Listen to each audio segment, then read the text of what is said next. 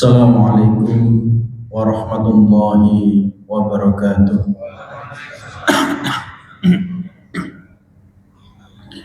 Innal hamdalillah nahmaduhu wa nasta'inuhu wa nastaghfiruh wa na'udzu billahi min shururi anfusina wa min sayyiati a'malina. May yahdihillahu fala mudilla lahu wa may yudlil fala hadiya lahu. Asyhadu an la ilaha illallah wahdahu la syarika lahu wa asyhadu anna Muhammadan abduhu wa rasuluh.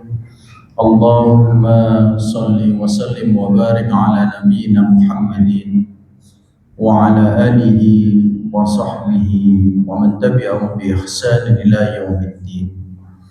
Ya ayyuhalladzina amanu taqullaha wa qulu qawlan sadida yuslih lakum a'malakum wa yaghfir lakum dhunubakum wa may yuti'illaha wa rasulahu faqad faza fawzan 'azima. Syukur alhamdulillah atas segala nikmat yang diberikan Allah. Salawat serta salam senantiasa tercurahkan kepada Rasulullah Muhammad sallallahu alaihi wasallam. Bapak-bapak, ibu-ibu hadirin, kita lanjutkan pelajaran-pelajaran berharga dalam kehidupan kita, mempersiapkan diri, mempersiapkan bekal untuk kita kelak kembali kepada Allah Subhanahu wa taala. Di dalam terjemah kitab At-Tadhkirah diberikan judul Maut Bencana Terbesar. Diriwayatkan bahwa Harun ar-Rasyid ketika menderita sakit keras, dia mendatangkan seorang dokter dari Tus Persia. Dokter itu meminta supaya diperlihatkan kepadanya air seni ar-Rasyid beserta air seni beberapa orang lainnya, yang sakit maupun yang sehat.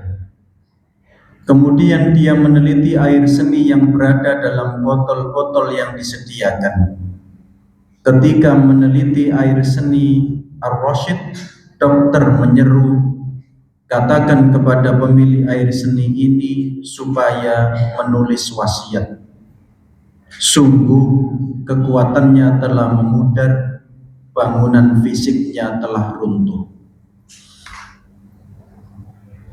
Bapak Ibu hadirin, kita bisa membayangkan ketika kemudian kita datang ke dokter, kemudian dokter melakukan analisis, melakukan pengecekan terhadap kesehatan kita, lalu ketika kemudian dokter menyampaikan hasilnya, mengatakan umur sampean wis gak tuwa, Pak.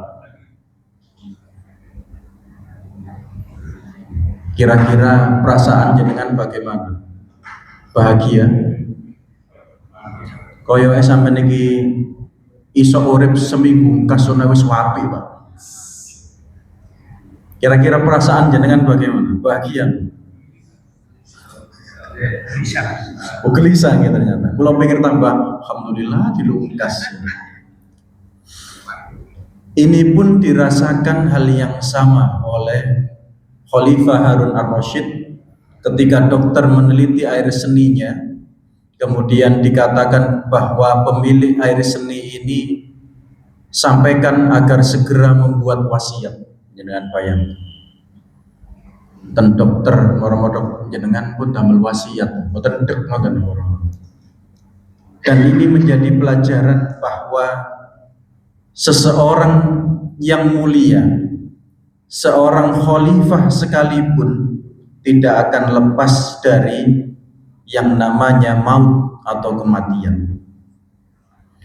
Beliau menyampaikan sebuah syair, sungguh tabib dengan ketabibannya dan obatnya juga ternyata tak dapat menahan ajal manusia bila ia telah tiba.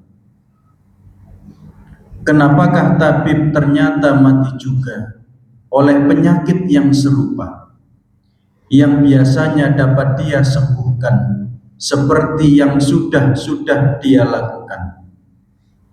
Ternyata memang semua akan mati, si pemberi obat dan yang diobati, si pengangkut obat dan si pembeli, dan yang menjualnya juga mati. Bapak Ibu hadirin, hal ini saya temukan pada diri saya ketika diguyoni oleh teman-teman. Beberapa waktu yang lalu saya batuk, ngekel, berdahak. Apa kata teman-teman? Wong dodol madu kok watuk. Oh, karena saya jualan madu, saya mengembangkan perlebahan. Kata teman-teman begitu, diombeni madu, dodol madu kok watuk. Dokter niku sedo napa mboten?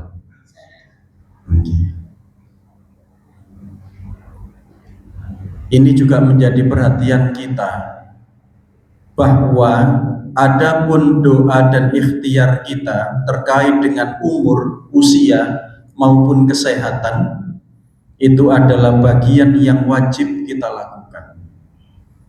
Namun sungguh segala sesuatu sejatinya adalah keputusan Allah Subhanahu wa ta'ala. Dan inilah keyakinan, inilah keimanan. Ar-Rasyid agaknya mendengar bahwa berita tentang kematiannya menggemparkan rakyat, menggemparkan khalayak ramai. Maka dia minta didatangkan seekor keledai untuk membawanya pergi. Dan ternyata kedua pahanya lunglai. Maka dia berkata, turunkan aku, benarlah orang-orang yang gempar itu. Selanjutnya dia meminta beberapa lembar kain kafan untuk dipilih yang paling menarik baginya. Lalu dia perintahkan supaya digalikan kuburnya di depan tempat tidurnya. Dia pandangi bagian dalam kubur itu lalu berkata, hartaku sama sekali tidak berguna bagiku. Kekuasaanku pun telah hilang dariku. Dan pada malam hari itu Khalifah Harun Ar-Rasyid meninggal dunia. Bapak Ibu, beliau adalah orang yang memiliki kekayaan lagi memiliki kekuasaan, tidaklah lepas dari mau. Hal itu pun terjadi pada kita yang hadir hari ini. Kita sama-sama menunggu kematian.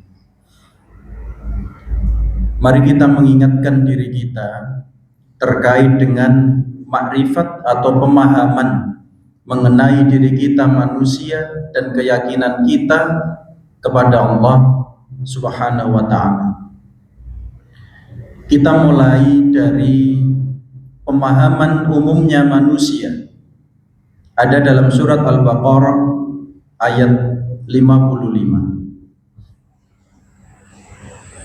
Kita mulai dari surat Al-Baqarah ayat ke-55. Yang sudah menemukan terjemahnya bisa dibacakan.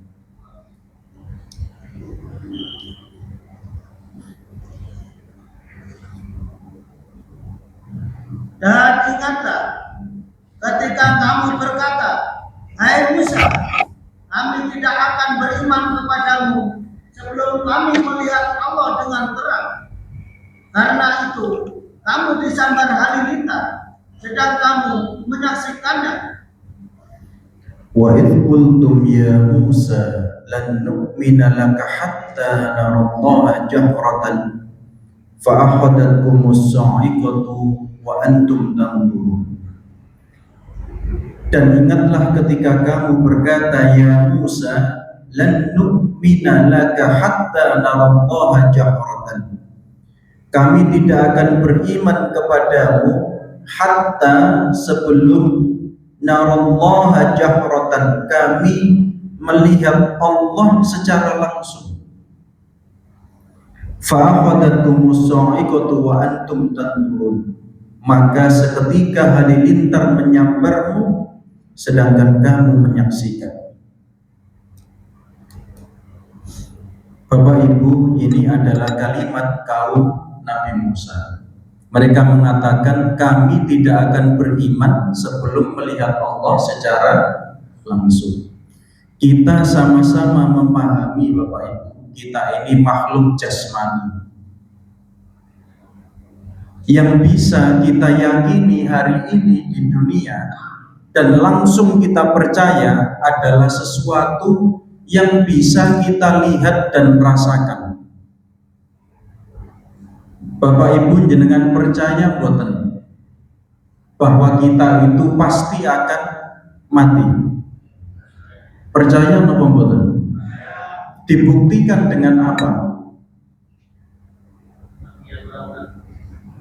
Betul. Kita sering melihat banyak orang meninggal dunia. Terbukti secara fisik memang ada banyak nyata orang meninggal dunia. Bisa dibuktikan?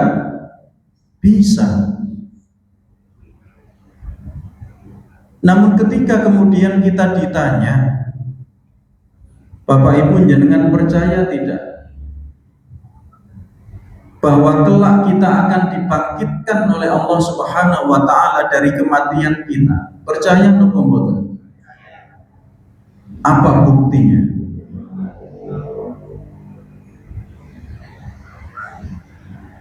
Saya bicara jasmani, saya bicara fisik. Nopo buktinya? Bangun tidur.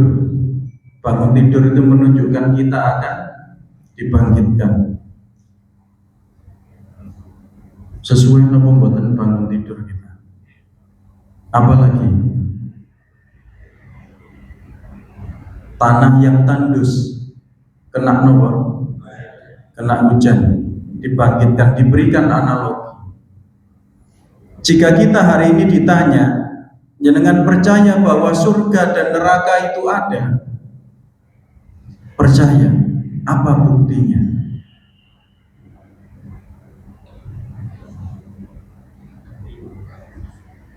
Kalau saya tanya, isi rekening jenengan berapa, itu langsung bisa membuktikan. Yang jelas nol yang di belakang 12 Ustaz.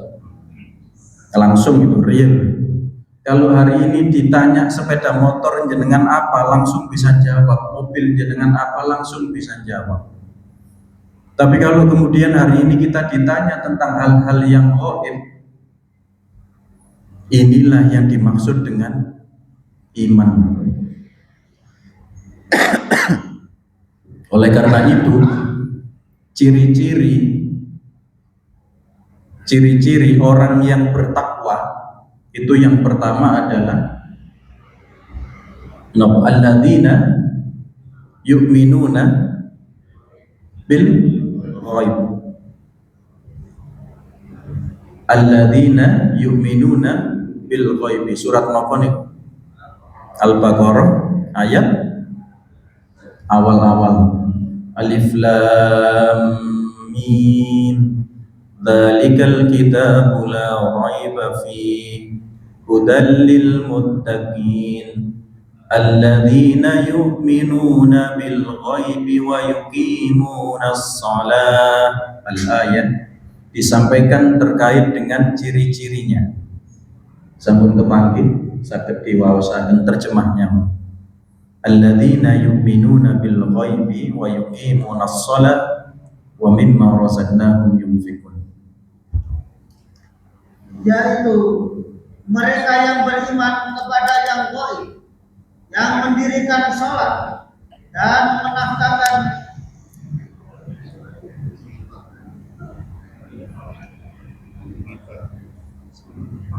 ada yang menginfakkan, ada yang menafkahkan sebagai rezeki yang kami anugerahkan kepada mereka. Insyaallah. Ciri yang pertama itu adalah beriman kepada yang gaib. Ketika seseorang itu beriman, yakin pembuktiannya itu sudah di luar pembuktian fisik. Walaupun tidak melihat Allah secara langsung, tapi kita ini yakin bahwa Allah itu ada, wujud. Walaupun kita hari ini belum melihat jannah, belum bisa melihat an-nar, belum bisa melihat neraka, surga secara langsung, kita tidak bisa melihat malaikat secara langsung seperti apa. Banyak hal ghaib yang namanya saja sudah ghaib, tidak bisa kita lihat dengan indera kita, tapi kita tetap percaya. Maka inilah sekali lagi yang kita sebut dengan iman, dengan keyakinan. Kita diingatkan terkait dengan keistimewaan orang yang percaya dengan yang gaib. Ada keistimewaan, ada keutamaan orang-orang yang dijadikan memiliki keyakinan, memiliki iman, percaya dengan hal yang gaib. Di dalam surat Al-Mulk, surat Al-Mulk ayat ke-12. Al-Mulk surat ke-67 ayat ke-12.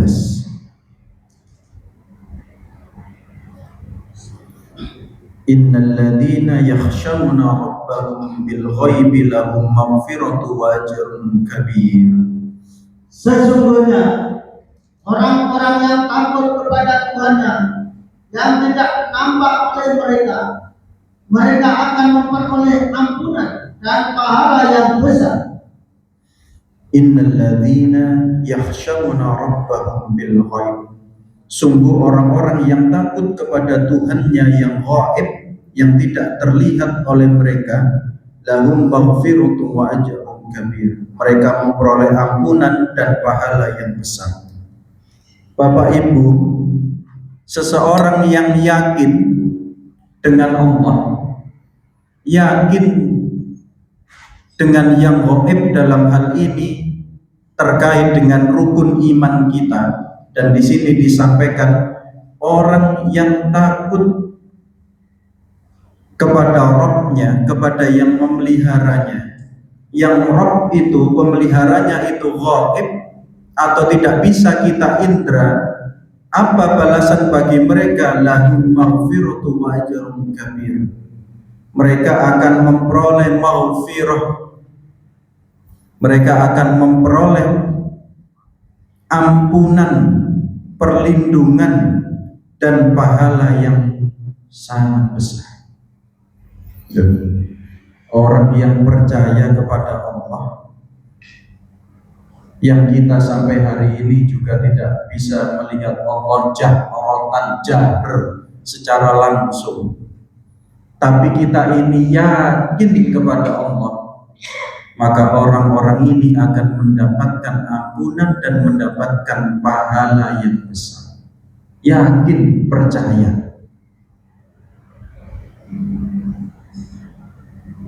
Padahal kalau kita hari ini ditanya secara empiris, coba buktikan secara empiris bahwa Allah itu ada, bingung ya. Tetapi sampai hari ini kita tetap yakin kepada Allah. Jenengan sampai di masjid hari ini, itu jika bukan karena Allah, tidak akan sampai. Saged tutup nggone pancingan mereka barang mulai ditakoni itu kan dia mancing, nggih, padahal mari mancing. Apakah keluarga tahu? Tidak. Karena tidak melihat secara langsung. Bahkan sampai ada istilah ya, banyak manusia itu melihat dengan telinganya, bukan dengan matanya. Gitu. Banyak seseorang itu mengenal bukan karena melihat, tapi karena mendengar. Baik buruk seseorang itu bisa jadi melihatnya lewat telinga, bukan lewat mata. Nah, di sini kita diingatkan bahwa ternyata keyakinan itu tidak bisa dibuktikan secara indera kita, secara empiris istilahnya. Dan pemikiran orang-orang Yahudi, kaumnya Nabi Musa, mereka hanya akan percaya kepada Nabi Musa terkait dengan keyakinan kepada Allah apabila mereka bisa melihat Allah secara langsung. Tetapi orang-orang beriman tanpa melihat pun yakin. Dan ini adalah di antara hal yang menakjubkan. Saya ingin membacakan satu hadis yang insya Allah akan membuat kita juga merasa berbangga dan merasa takjub dengan diri kita.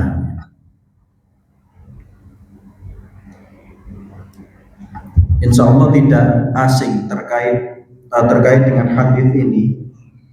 Ajabu imanan an Anas bin Malik radhiyallahu anhu anna Nabiy sallallahu alaihi wasallam qala ayyul khalqi ajabu ilaikum imanan. Dari Anas bin Malik radhiyallahu anhu bahwa Nabi sallallahu alaihi wasallam beliau berkata, makhluk manakah yang paling menakjubkan imannya? Jadi Rasulullah ini bertanya kepada para sahabat, makhluk manakah yang paling menakjubkan imannya? Qalu, para sahabat menjawab, al-malaikatu. Mereka menjawab, para malaikat. Qala, Rasulullah bersabda, wa ma lahum la yu'minuna wa hum 'inda rabbihim. Bagaimana mungkin malaikat itu tidak beriman sedangkan mereka berada di sisi Rabb-nya? Jadi bagaimana mungkin malaikat itu tidak beriman sementara mereka berada di sisi Allah? Qalu, sahabat ini kembali menjawab, fal anbiya, kalau begitu para nabi. Qala wa ma lahum la yu'minuna wal wahyu yanzilu alaihim. Beliau bersabda, bagaimana mungkin para nabi itu tidak beriman sedangkan wahyu turun kepada mereka? Malaikat bukan, para nabi bukan. Qalu, boten kentekan ide sahabat. Fanahnu, mereka berkata, kalau begitu kami ya Rasulullah. Benar jawabannya. Malaikat duduk, nabi duduk, awak dewi. Apa kata Rasulullah? Qala wa ma lakum la tu'minuna wa ana baina adhurikum. Bagaimana mungkin kalian tidak beriman sedangkan aku berada di tengah-tengah kalian, atau zahir saya, jasmani saya itu ada di antara kalian. Bagaimana kalian tidak beriman sementara saya berada di tengah-tengah kalian, kata Rasulullah. Tsumma qala inna a'jaba khalqi imanan laqaumun yakununa min ba'dikum yajiduna suhufan fayu'minuna bima fiha.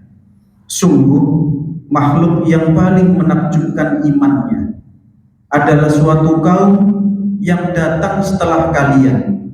Mereka mendapati lembaran-lembaran kitab, lalu mereka beriman kepada apa yang ada di dalamnya. Sinten nih? Kok pedenya? Ya kita husnudzon. Karena kita bertemu, ada yang bertemu Rasulullah mboten langsung. Kalau ada umur pinten jenengan. Tidak ada di antara kita. Adakah yang sudah bertemu Allah Subhanahu wa taala? Tidak ada. Kita membaca Al-Qur'an saja. Yang bahasa Arab itu Al-Qur'an, yang bahasa Indonesia itu terjemah ya. Kita membaca Al-Qur'an saja.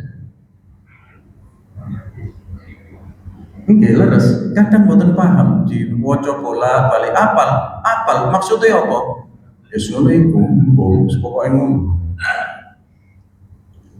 Bahkan tidak jarang insyaallah Al-Baqarah, innallaha la yastahyi ay yadriba mathalan ma ba'udatan fama fawqaha fa ammal ladzina amanu faya'lamuna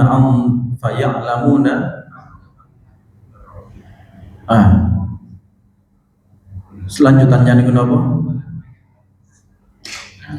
Wa ammal ladzina kafaru fayaquluna madza aradallahu. Ini di ujung ayatnya, yudillu bihi katsiran wa yahdi bihi. Orang mempelajari Al-Qur'an itu ada yang menjadikan dia mendapat petunjuk, itu banyak. Namun banyak juga yang menjadikan dia semakin sesat. Bayangkan. Maka bukankah beruntung kita ini, ajaib kita ini. Tidak pernah bertemu Allah, tidak bertemu Rasulullah, tapi kita ini yakin dengan isi Al-Qur'an. Walaupun hanya satu kalimat, satu huruf alif lam mim, itu kita yakin. Inilah yang disebut dengan iman yang menakjubkan dalam bahasa Indonesia. Iman yang ajaib, ya iman kita ini. Tapi nggih pun GR teman-teman. Oh, berarti aku dosaku di sepuro kabeh. Ini mulai aneh-aneh nih, mulai tersesat ngene nih. Wong sahabat ae kalah mbek aku. Mulai ya. Malaikat ae kalah mbek aku. Nabi-nabi lu kalah mbek aku. Ngoten iki mulai ya. Ini mulai ibu-ibu aneh-aneh biasanya. Bayangkan. Jadi ada makhluk yang istimewa itu adalah suatu kaum yang datang setelah kalian, maksudnya setelah para sahabat. Mereka mendapati lembaran-lembaran kitab Al-Quran, lalu mereka beriman kepada apa yang ada di dalamnya. Status hadis ini diantaranya disebutkan di dalam Musnad Ahmad. Para ulama beda pendapat tentang kekuatan sanadnya. Sebagian menilai sanad asalnya dhaif, lemah. Namun ada jalur-jalur penguat sehingga banyak ulama menerima maknanya sebagai hasan atau sahih karena ada jalur yang menguatkan. Apa yang dimaksud dengan paling menakjubkan imannya? Maksudnya, bukan berarti lebih utama daripada para sahabat. Jadi kalau ada yang mengatakan berarti awak dhewe iki luwe jos timbangane sahabat, mboten. Maksudnya tidak begitu. Niku di tafsiri dhewe hadis ini.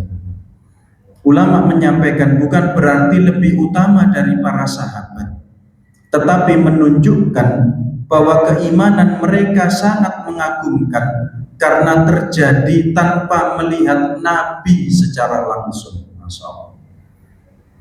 Pujian untuk kita yang sampai hari ini tetap beriman kepada Allah dan Rasulullah SAW. Di dalam riwayat yang lain biasanya disampaikan juga terkait dengan hadis ini. Min asyaddi ummati li hubban nasu yakununa ba'di yawaddu ahaduhum law ra'ani bi ahlihi wa malihi. Di antara umatku yang paling besar cintanya kepadamu adalah orang-orang yang datang setelahku. Salah seorang dari mereka ingin sekali melihatku walaupun harus mengorbankan keluarga dan hartanya. Di antara maksudnya adalah cinta kita kepada Rasulullah Shallallahu Alaihi Wasallam itu melebihi cinta kita kepada harta kita, bahkan terhadap keluarga kita. Jadi Rasulullah posisinya untuk cinta kita sebagai seorang hamba, maka Rasulullah itu harus lebih kita cintai dibandingkan harta kita, bahkan keluarga kita. Hari ini, Masya Allah Bapak Ibu, kita bersyukur kepada Allah, kita ini masih mikir betul kalau ada di keluarga kita yang perempuan misalkan belum bisa sempurna nutup aurat, kita kepikiran. Kita mencari harta, kita masih menakar mikir iki halal apa haram. Masih mikir kita, mempertimbangkan betul.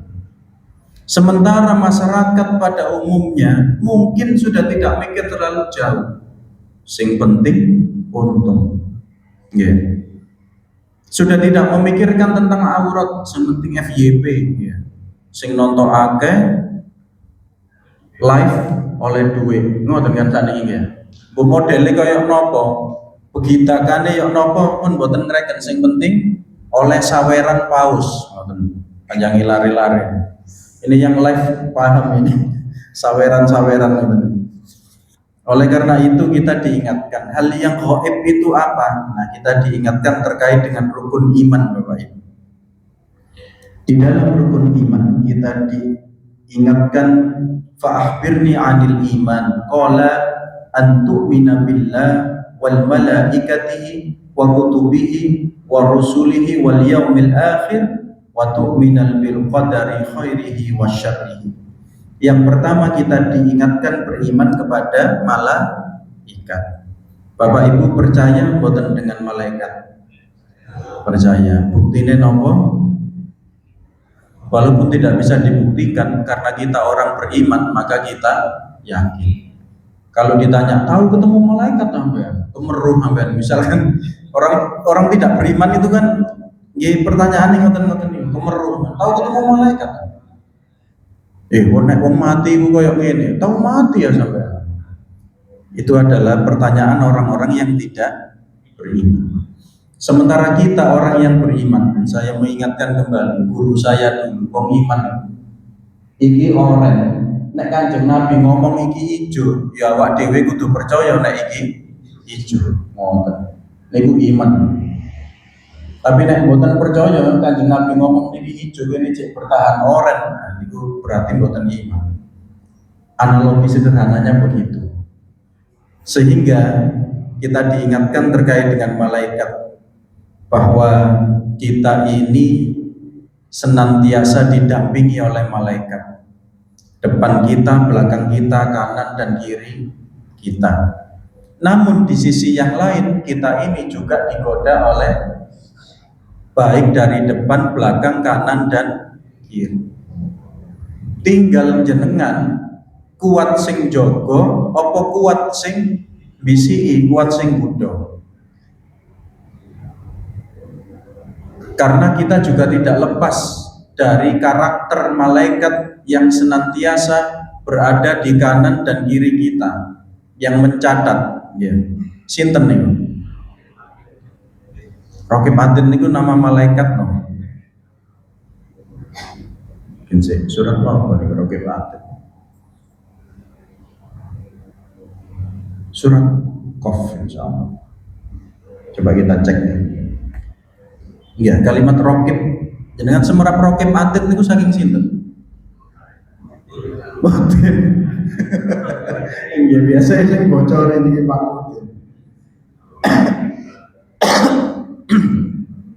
Surat Qaf niku surat 50 ya. Insyaallah surat 50. Wonten Raqib Atid.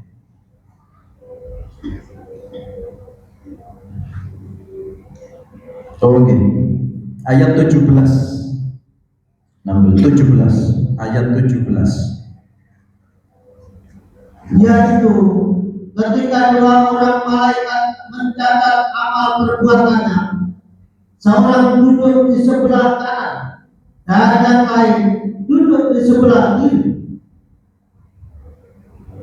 Tiada suatu ucapan pun yang diucapkannya melainkan ada di dekatnya malaikat pengawas dan selalu hadir.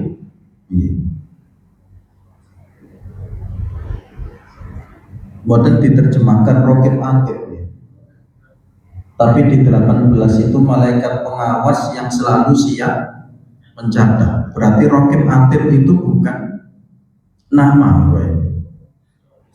Jadi rokib dan atid itu adalah karakter atau tugas malaikat, profesi terus luar biasa. Malaikat itu profesi ya. Sertifikasi berarti. Di sini disampaikan demikian. Jadi tidak diterjemahkan rokib dan atid ya. Bukan nama, tetapi terkait dengan karakter atau tugas malaikat di ayat ke-18-nya. Rokibun atidun disampaikan terkait dengan bagaimana karakter malaikat itu rokobah, murokobah. Kita mengenal istilah itu, murokobatullah. Mereka yang selalu senantiasa merasa diawasi oleh Allah. Innallaha kana 'alaikum raqiba. An-Nisa. Coba jangan lihat An-Nisa ayat pertama di ujung ayat.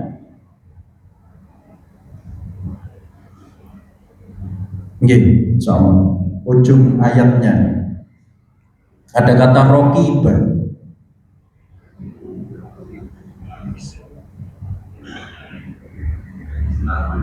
Nggih, ayat pertama.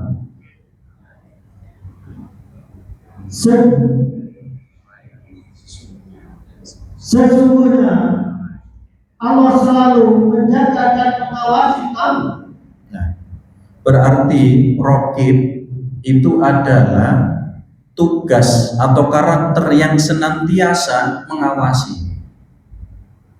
Sementara atid itu adalah karakter yang ketika dipanggil selalu mengatakan siap. La ya'sunallaha ma amarahum wa yaf'aluna ma yu'marun. At-Tahrim ayat ke-6 surat ke-66 kita diingatkan itu. Jadi karakter malaikat itu demikian. Dan rokib atid itu adalah tupoksi, tugas. Makanya kalau ada yang bertanya, loh kok iso rokib ambek atid itu ngawasi wong sakmene kae misalnya. Ternyata rokib dan atid itu tupoksi karakternya untuk mencatat dan senantiasa hadir mengawasi. Berapa jumlahnya? Berarti kekuatan. Iya. Tupoksinya rokib atid. Jadi bukan nama malaikatnya. Meskipun mungkin hari ini kita lebih mengenal dengan nama. Malaikat sing nyatet amal sopo rokib atid. Oh iya. Enten lagune namanya. Siji Jibril tugasnya wapel terkait dengan malaikat Jibril. Nah, pernah ini kita menyampaikan hal yang kelas. Baik, saya tutup. Bapak Ibu, malaikat Jibril itu terakhir datang ke bumi kapan?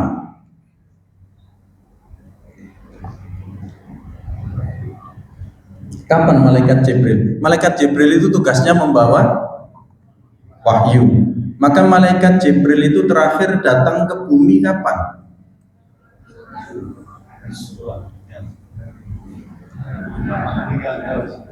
Setelah Rasulullah meninggal menyampaikan wahyu terakhir. Berarti setelah itu malaikat Jibril sudah tidak datang ke bumi. Belum betul-betul ini kan diskusi. Pensiun, masya Allah. Jangan boten kepanggih malaikat Jibril waktu Ramadan. Kepanggih nama boten? Tanazzalul malaikatu waruhu fiha. Ruh niku siapa? Malaikat Jibril. Nggih. Kenapa tidak dikatakan tanazzalul malaikatu bi'idni rabbihim? kok tanazzalul malaikatu warruhu fiha bi'idzni rabbihim. Kenapa dibedakan wong Jibril itu juga malaikat, kok gak didadekno situ, iku atik dipisah dhewe warruhu fiha. Kenapa dikatakan malaikat? Para malaikat dan malaikat Jibril itu datang karena ternyata malaikat Jibril itu datang ketika bulan Ramadan, dan ini terkait dengan peristiwa Lailatul Qadar. Berarti kapan terakhir datang? Di Ramadan kemarin, bukan kepanggil.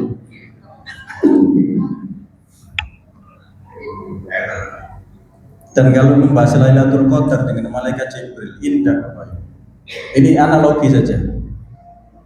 Rasulullah dengan malaikat Jibril itu kalau logika manusia kan sahabatnya, gitu, sahabat, pasti satu circle. Ketika malaikat Jibril datang dan posisinya seseorang umat Islam, seorang mukmin ini mendapat Lailatul Qadar, maka apa yang sedang dilakukan oleh mukmin tersebut ketika malaikat datang? Sedang apa? Sedang ibadah, gitu. Ada yang sholat, ada yang iktikaf, ada yang membaca Al-Quran. Sehingga ketika malaikat Jibril datang melihat, ya Allah, umatnya Rasulullah ini ternyata ketika saya datang ibadah semua, maka nanti kembali kepada Rasulullah itu ceritanya enak. Rasulullah juga bahagia. Umat jenengan Kanjeng Nabi, ini bahasa kita ya, malaikat Jibril. Umat jenengan Kanjeng Nabi kula pas dugi niku tendonya niku padha ibadah kuwabe kan lega. Sampai niku logika kita ya, kalau membaca tafsirnya. Wonten sidak. Sing sidak niki nek menungso niku sing paling hebat niku sinten? Presiden lah. Presiden niki nek kula cerita aneh-aneh presiden niki dugi sidak, kemudian pasti dipersiapkan segala sesuatunya gitu. Atau mungkin menteri ada yang datang sidak, segala sesuatunya dipersiapkan, kembali kepada presiden, laporannya baik napa mboten? Baik. Itu logika kita. Nah ini malaikat Jibril juga begitu. Ternyata ketika datang ke bumi, Masya Allah, umat Islam ini sedang kuat-kuatnya ibadah. Dan itu kita laksanakan di bulan Ramadan. Tanazzal, bahkan harusnya kalimat itu di dalam tafsir tatanazzal. Tapi karena begitu malaikat yang datang itu brul, saking katae berbondong-bondong sampai disingkat tanazzalun, saking akeh. Maka Masya Allah, jangan lihat saja, karena di dalam tafsir Lailatul Qadar itu, seseorang yang mendapatkan Lailatul Qadar itu bisa dilihat indikatornya setelah Ramadan. Jangan hitung sendiri mawon. Jangan Ramadan ini tambah api, nopo tambah api. Nah, ini perhitungannya itu. Kalau mantun Ramadan kok ternyata mboten tambah api, nah, ya ditingkatakan kita ini fa'alhamaha fujuraha wa taqwa. Tetapi kita diingatkan qad aflaha man zakka. Bisa jadi kita temukan diri kita ini bertakwa itu ternyata jalurnya lewat fujur dulu, bisa jadi. Tapi beruntung sekali mereka yang bisa jalur takwa dengan langsung dalam kebaikan. Tetapi orang yang masih fujur jangan menyerah, karena masih ada kesempatan untuk meningkatkan ketakwaan kepada Allah. Ada pintu taubat yang dibuka. Dan kalau kita mempelajari terkait dengan yang gaib tadi, terkait dengan akhirat, yang kesempatan kita masuk jannah itu prosentasenya jauh lebih besar dibandingkan kita masuk ke neraka. Jangan hitung saja. Hal yang sederhana saja. Kita batin melakukan kejelekan dicatat napa mboten? Angsal dosa napa mboten? Dereng.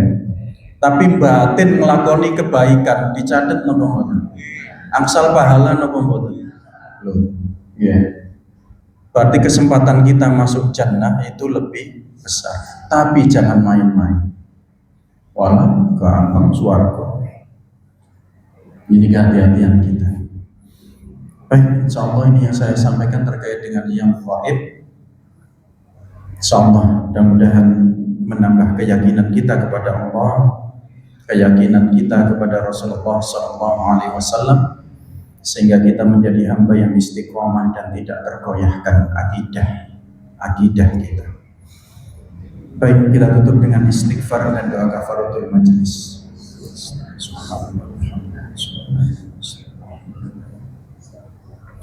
Ihdinas siratal mustaqim. Wassalamualaikum warahmatullahi wabarakatuh.